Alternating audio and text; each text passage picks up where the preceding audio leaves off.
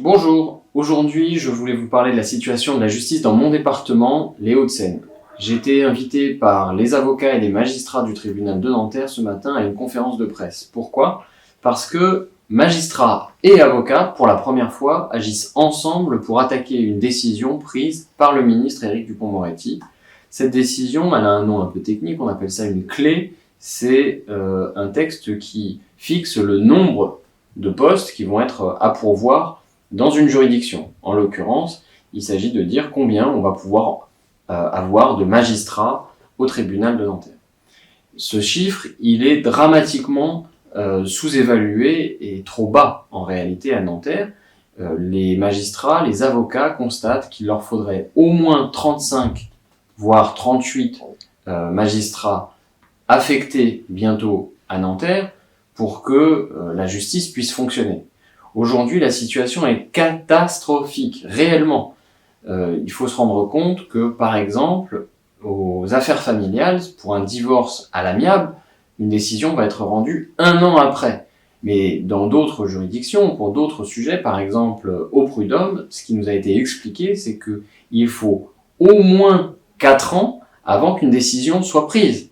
Et que parfois, une décision, elle peut arriver 6 ans après le début de la procédure. Donc il faut se rendre compte de quoi il est question. Il est question de déni de justice. Alors ce matin, quand j'ai entendu ces avocats, ces magistrats, ces personnes qui font vivre l'état de droit, j'ai été très frappé parce que plusieurs d'entre elles nous ont dit quand je dois discuter avec soit nos clients, soit avec des justiciables, et qui ne comprennent pas, qui sont dans le désarroi et la souffrance à cause de ces délais, nous sommes finalement réduits à devoir leur dire « parlez-en à vos députés ».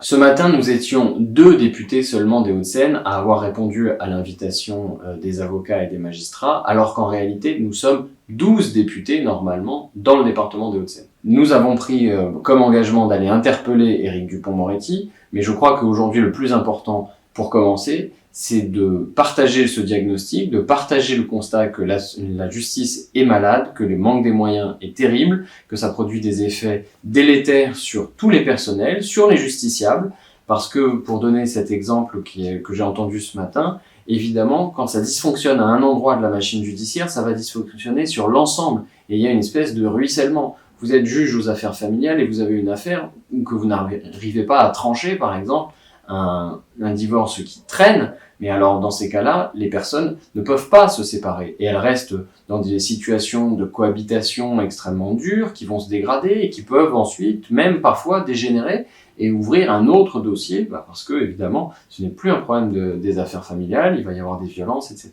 etc. Donc il y a un problème de droit qui est très profond. C'est vraiment la question de la possibilité pour les citoyens d'être protégés parce que dans une société démocratique, le droit protège les plus faibles.